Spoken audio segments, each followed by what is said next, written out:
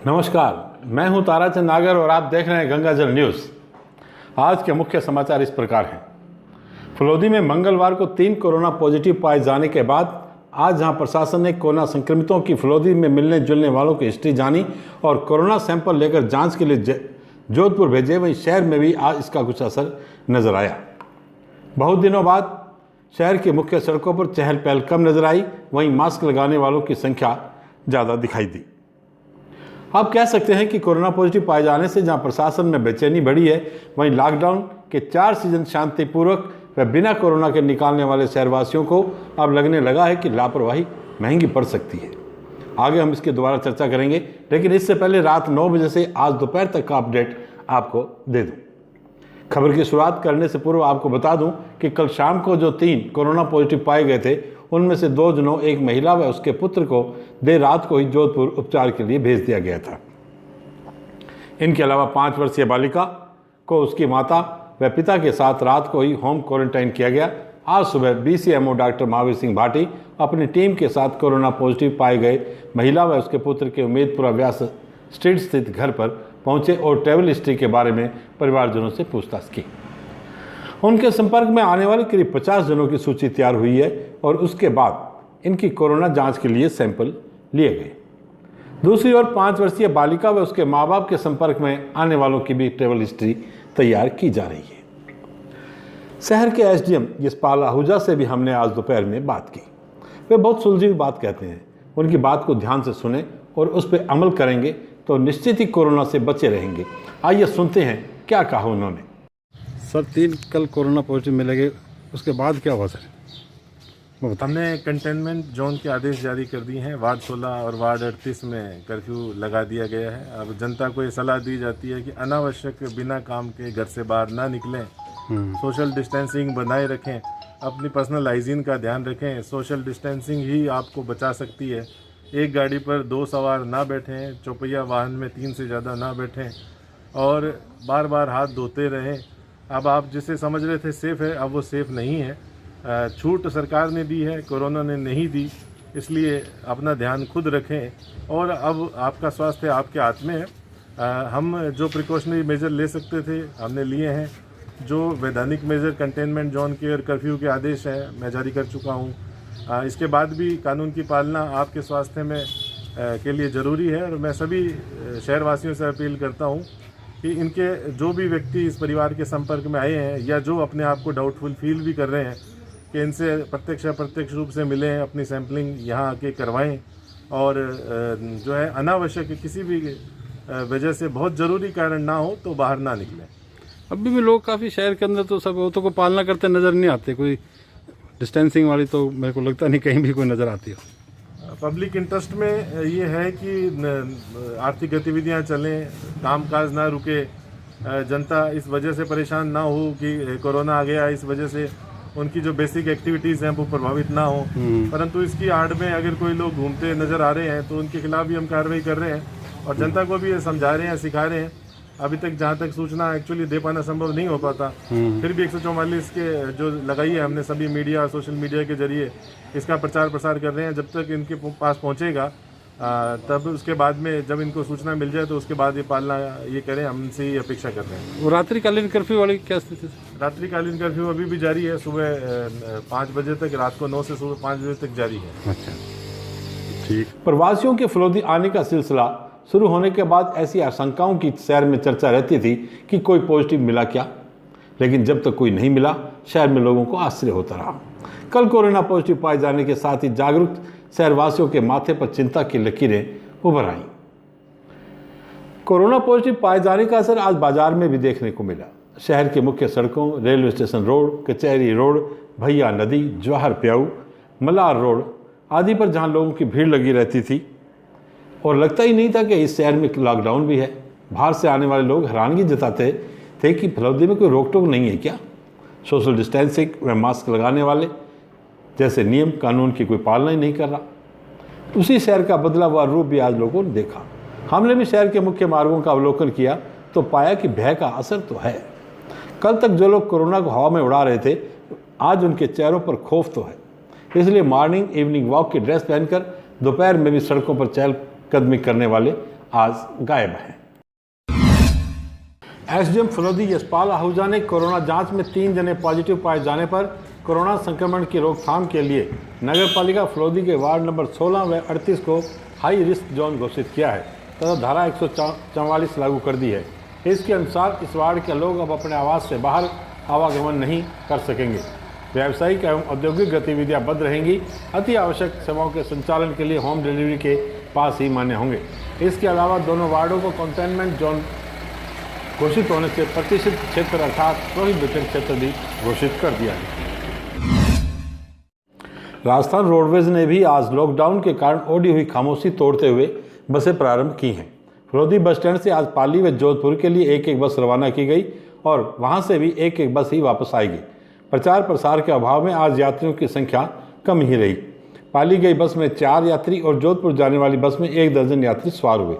मुख्य bus stand से रवाना होने के बाद रास्ते में स्वास्थ्य विभाग की ओर से यात्रियों की स्क्रीनिंग की गई। फलोदी डिपो के मुख्य प्रबंधक ओपी पालीवाल से हमने इस संबंध में बात की। सुनिए उन्होंने क्या कहा। हाँ सर, आज कहाँ गई बसें? आज सर बसें गई है यहाँ से पाली के लिए निकली 6 बजे जो ओशिया जोधपुर के पाली जाएगी।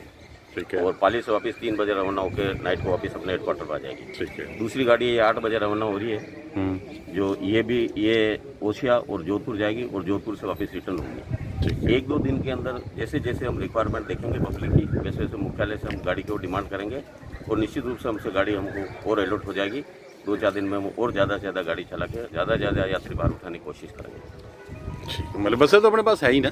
बसें हैं सर अपने पास, लेकिन वो यात्री बाहर के हिसाब से गाड़ियों का मुख्यालय से जैसे जैसे उनको मिलेगा ऑर्डर, अच्छा, गाड़ी बढ़ाते रहेंगे। हम यहाँ से रिक्वायरमेंट भेजते रहेंगे, वहाँ से हमको परमिशन मिलती रहेगी, गाड़ी बढ़ाते जाएंगे हम।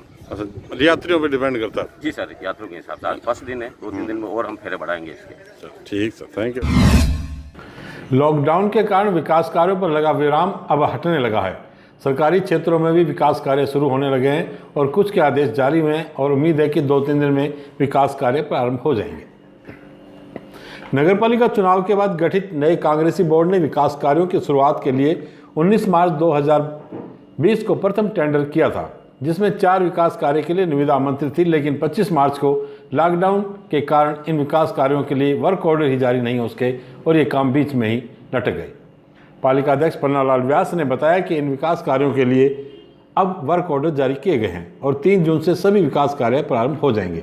इनमें मलार रोड पर स्थित कचरा संग्रहण केंद्र परिसर में 2 कमरे, 4 दीवारी तथा बाथरूम व टिन शेड का निर्माण करवाया जाना है। इस पर 39,12,000 रुपये की लागत आएगी।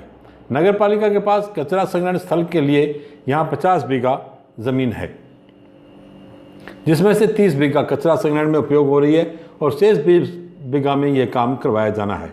इसके अलावा कचरा संग्रहण स्थल पर ग्रेवल सड़क का कार्य 15,12,000 की लागत से करवाया जाएगा। इनके अलावा वार्ड नंबर 1 से 20 तक डामर पेचवर्क कार्य लागत 17,19,000 व वार्ड 21 से 40 तक डामर सड़क पेचवर्क का कार्य किया जाएगा, जिस पर 18,82,000 रुपये की लागत आएगी। यह सभी कार्य 2 सितंबर 2020 तक पूरे हो जाएंगे। ईओ अनिल कुमार ने बताया कि ठेकेदारों को निर्धारित तय सीमा में कार्य पूर्ण करने के निर्देश दिए गए हैं। इनके अलावा अंडरब्रिज पर छत का कार्य अभी लॉकडाउन के कारण रुका हुआ था, लेकिन अब कार्य शुरू हो चुका है। छत लगाने के लिए दोनों ओर गार्डर खड़े किए जा चुके हैं और उन पर पॉलिश की जा रही है। उम्मीद है कि अगले सप्ताह तक छत लगाने का कार्य प्रारंभ हो जाएगा। छत लगने से बरसात के दिनों में ब्रिज के अंदर पानी जमा होने की समस्या से कुछ हद तक निजात मिल सकेगी। लॉकडाउन के कारण किले के अंदर चल रहा सौंदर्यीकरण व विकास कार्य भी ठप हो गया था, जो अब तक शुरू नहीं हुआ है।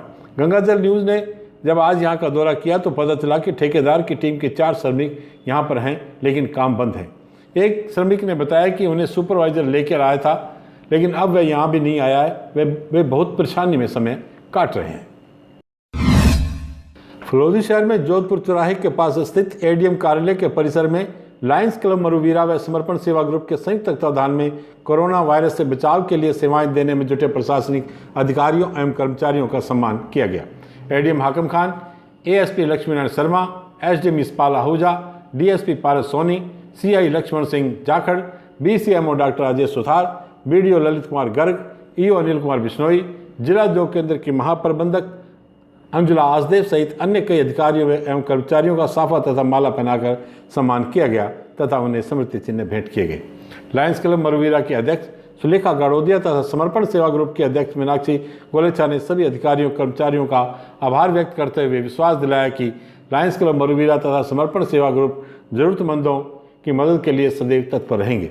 इस अवसर पर Indu Agarwal, Kanta Pawar, Ratan Jain, doctor Shivangi Thanvi, Anamika Thanvi, cyber tech संचालक डॉक्टर पंकज थानवी, मीना गाड़ोदिया, प्रेमा गाड़ोदिया, अनुभा गाड़ोदिया आदि उपस्थित रहे। नन्ही बालिका हिजल थानवी ने लॉकडाउन में स्वयं द्वारा बनाई गई पेंटिंग्स अतिथियों को भेंट की। अतिथियों ने हेजल की पेंटिंग्स व पेंटिंग के माध्यम से दिए गए संदेश की सराहना की। खींचन पत्रकार सुरेश खत्री के अनुसार सुबह 10 बजे गाँव में अमरा राम पुत्र मोहन राम के मकान में आग लग गई। सूचना मिलने पर नगर पालिका के हुक्म शर्मा नए स्टाफ दमकल लेकर खींचन पहुंचे और आग पर काबू पाया। आग में घर का काफी घरेलू सामान जलकर राख हो गया। अन्य पिछड़ा वर्ग विभाग ब्लॉक कांग्रेस कमेटी फलोदी के अध्यक्ष प्रकाश सैन ने जिला कलेक्टर को ज्ञापन भेजकर फलोदी में बंद पड़े आधार केंद्र शुरू करवाने की मांग की है। सैन के अनुसार शहर में ई मित्र बंद हैं, जिससे आधार पंजीयन व अपग्रेडेशन का कार्य भी नहीं हो रहा। इससे लोगों को परेशानी का सामना करना पड़ रहा है। हरियाणा के 3 बार मुख्यमंत्री रहे स्वर्गीय चौधरी भजन लाल की 9वीं पुण्यतिथि पर आज ठेकेदार रामनिवास जानी ने रक्तदान किया। उन्होंने फलोदी के राजकीय चिकित्सालय के ब्लड बैंक में रक्तदान किया। चौधरी भजन लाल अखिल भारतीय बिश्नोई सभा के अध्यक्ष तथा केंद्र में मंत्री व 3 बार लोकसभा के सदस्य भी रहे। बाप पत्रकार कविकांत खत्री के अनुसार बाप कस्बे के विभिन्न स्थानों पर पक्षियों के लिए परिंदे लगाए गए हैं। समाज सेवी तंसु खत्री ने बताया कि विभिन्न स्थानों पर पक्षियों के लिए पानी के परिंदे लगाए गए। इस कार्य में हेमंत खत्री, खुशबू खत्री, सोनम, पवन, जगदीश, घनश्याम, चिराग, सोनू खत्री, रिंकू, सिमरन खत्री, सोनल खत्री आदि ने सहयोग किया। ग्राम पंचायत बड़ी सिड़किया राजस्व गांव नया गांव से निकल रही 765 केवी बिजली की लाइन का रास्ता बदलने की मांग ग्रामीणों द्वारा की गई है। इसे लेकर बुधवार को बड़ी सिड़किया सरपंच भैरू सिंह भाटी के नेतृत्व में ग्रामीणों के एक प्रतिनिधि मंडल ने एसडीएम महावीर सिंह राठौड़ को ज्ञापन सौंपा। ज्ञापन में बताया गया है कि गांव में तालाब के बीच से बिजली की लाइन निकल रही है, जिसके कारण भविष्य में ग्रामीणों को खतरा हो सकता है। ग्रामीणों ने उक्त लाइन को नया गांव तालाब के पीछे से निकालने की मांग की। ग्रामीण विकास विज्ञान समिति उप केंद्र बाप द्वारा जरूरतमंद परिवारों को राशन सामग्री के किट वितरित किए गए हैं। मंचीतिया, बावरियों की ढानी व बोरा नाडा में गरीब, दिव्यांग व जरूरतमंद परिवारों को राशन सामग्री वितरित की गई। इस मौके पर हुक्माराम, मदन पुन्नड़, दीपाराम, कमला आदि उपस्थित थे। उपखंड मुख्यालय बाप सहित ग्रामीण क्षेत्रों में बुधवार को मौसम ने अचानक पलटा खाया। दोपहर बाद आकाश में बादल छाए तथा आंधी को दौर चला। आंधी ज़्यादा देर तक नहीं चली, जिससे मौसम दोबारा साफ हो गया। आंधी के कारण आम जनजीवन थोड़ा प्रभावित जरूर हुआ है। देचू पत्रकार के अनुसार विजयी युग प्रवर्तक छत्रपति शिवाजी महाराज का राज्यारोहण दिवस के अवसर पर राष्ट्रीय स्वयंसेवक संघ के खंड कार्यवाह हरदेव पालीवाल ने अपने बौद्धिक में शिवाजी महाराज की जीवनी पर प्रकाश डाला। इस अवसर पर शुभम इंफ्रा के मैनेजर डायरेक्टर ओम पालीवाल उदयपुर, सरपंच प्रतिनिधि ठाकरा मेघवाल, भाजपा युवा मोर्चा ओम पालीवाल, प्रकाश पवार आदि ने श्रद्धा से पुष्प अर्पित किए। राजस्थान शिक्षक संघ अम्बेडकर ब्लॉक देचू के पूर्व अध्यक्ष दुर्गाराम बिरठ द्वारा मुख्य ब्लॉक शिक्षा अधिकारी के सभी कार्मिकों के लिए निःशुल्क मास्क प्रदान किए गए हैं। उन्होंने मुख्य ब्लॉक शिक्षा अधिकारी अमृतलाल को मास्क सौंपे। इस मौके पर एसबीओ मोहनलाल दिवासी, आरपी खेत सिंह, भोलाराम मंडला, हरमाना राम पवार, रामू राम जनागल सहित अनेक शिक्षक उपस्थित थे।